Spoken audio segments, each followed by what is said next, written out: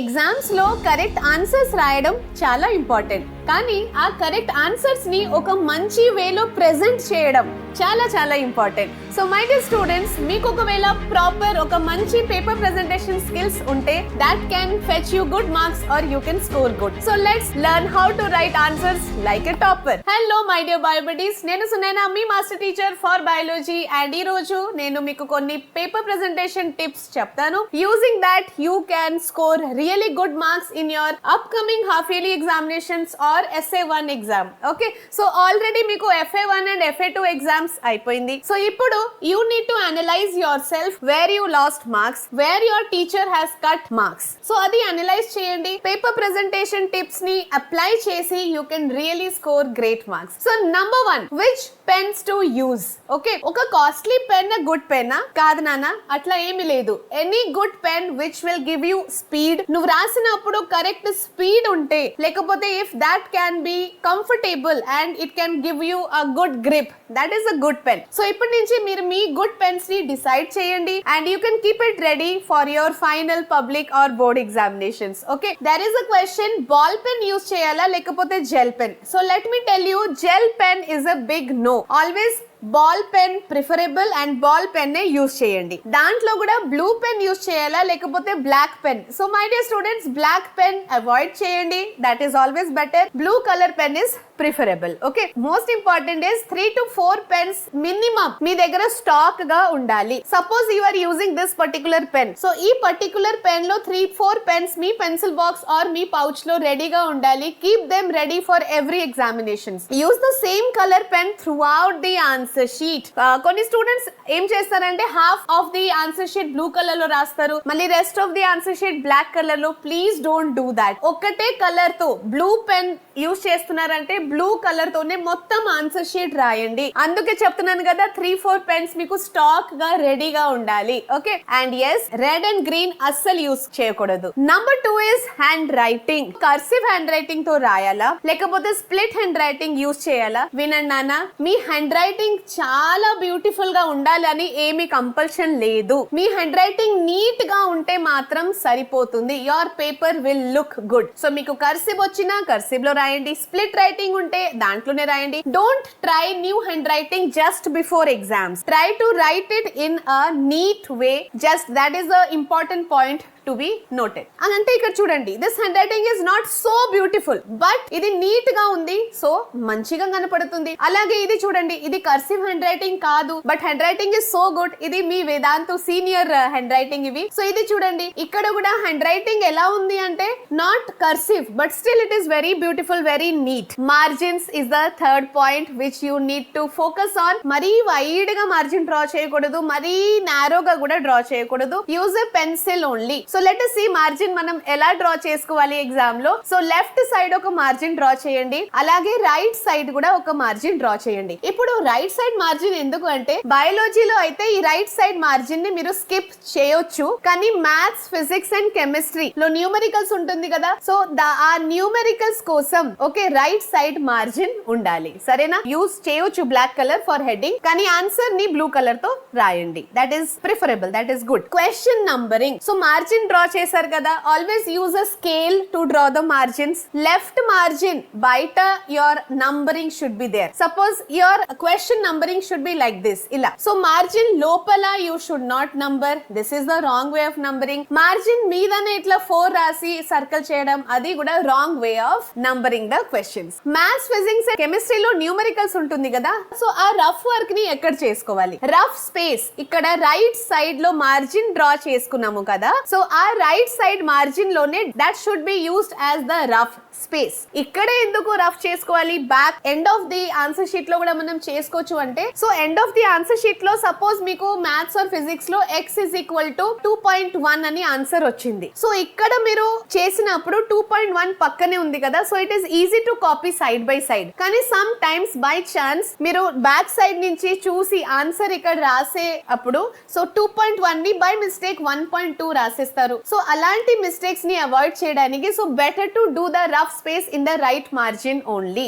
Answers ని points లో రాయాలా లేకపోతే పారాగ్రాఫ్ లో రాయాలంటే ఇన్ బయాలజీ, ఎస్పెషల్లీ బయాలజీ కోసం నేను చెప్తాను, write your answers in points or sub points. Paragraph, see biology ఒక థియరీ సబ్జెక్ట్, సో అది మీరు పారాగ్రాఫ్ రాస్తే that is not a proper way of presenting your answers. So try to have points. So points ని మీరు ఎలా mark చేసుకోవాలి? Roman numericals use చేయండి for points, or A B C D alphabets మీరు స్మాల్ ఆల్ఫాబెట్స్ యూజ్ చేసుకోవచ్చు, ఆర్ సింప్లీ యారో మార్క్స్ తో denote చేసుకోవచ్చు. But points ని డోంట్ రైట్ 1 or 2, 3, ఓకే, ఎందుకంటే క్వశ్చన్ నంబర్ అలానే ఉంటుంది, పాయింట్స్ కూడా అదే ఉంటే that can create confusion. Next important thing for your paper presentation, అది వచ్చేసి కీవర్డ్స్ ని అండర్లైన్ చేయడం. Take a pencil and underline the keywords, or ఆ కీవర్డ్స్ ని మీరు ఇట్లా బాక్స్ చేసి కూడా హైలైట్ చేసుకోవచ్చు. For example physics and maths లో, బయాలజీలో అయితే మీరు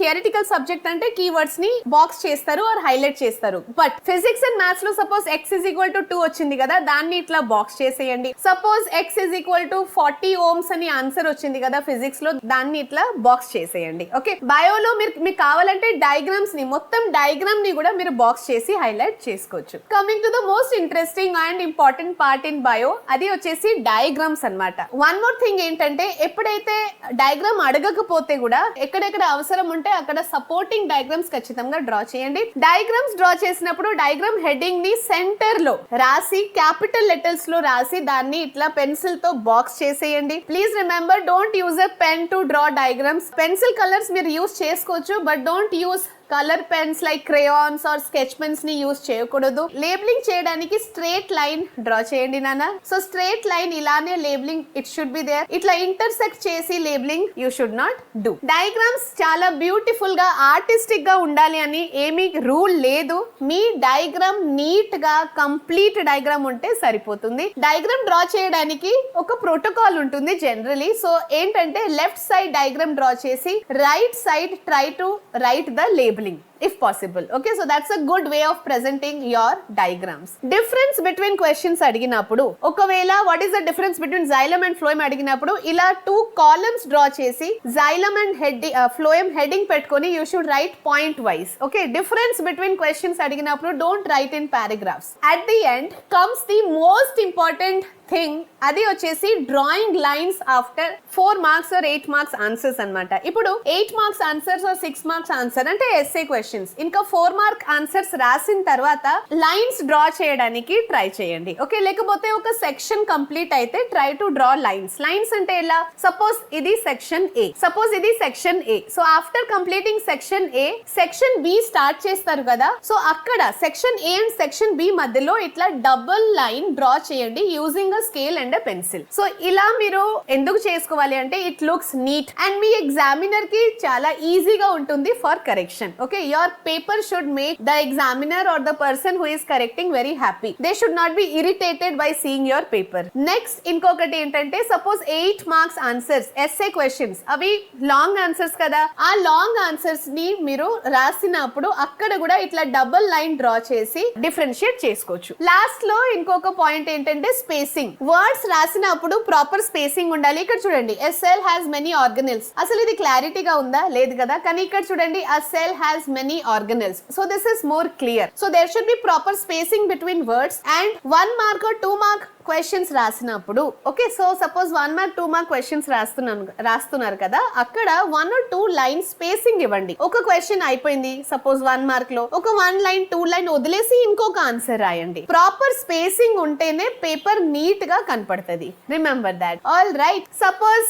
ఒక క్వశ్చన్ కి ఆన్సర్ ఎమల్సిఫికేషన్ అని రాంగ్ ఆన్సర్ అన్నమాట. సో ఆ రాంగ్ ఆన్సర్ ని మీరు ఎలా స్ట్రైక్ ఆఫ్ చేయాలి? So just draw a straight line to strike it off, or ఇట్లా కొంచెం వేవీ లైన్ గా మీరు స్ట్రైక్ ఆఫ్ చేసుకోవచ్చు. But don't scribble it like this. లేకపోతే ఇలా మొత్తం కొద్దిమంది ఇట్లా డార్కెన్ చేసేస్తారు. So don't do this. This really makes your paper look very ugly. Yes, don't scribble or darken the mistakes. Proper heading. Proper heading ఎక్కడెక్కడ మనకు diagram లో, diagram title heading capital letters తో రాసి దాన్ని బాక్స్ చేసేయండి. Suppose chloroplast diagram draw చేస్తున్నారు. So chloroplast capital letters లో రాసి just box it like this. లేకపోతే section A, section B, section C అని హెడ్డింగ్స్ రాస్తారు కదా, అలాంటి హెడ్డింగ్స్ ని కూడా ఇట్లా బాక్స్ చేసేయండి. All right. సో ఎగ్జామ్ రాసినప్పుడు there sometimes it may happen, అంటే we may miss some question. So question ఒకవేళ ఫస్ట్ ఆఫ్ ఆల్ అయితే try not to miss any questions. ఒకవేళ if you have missed one question, so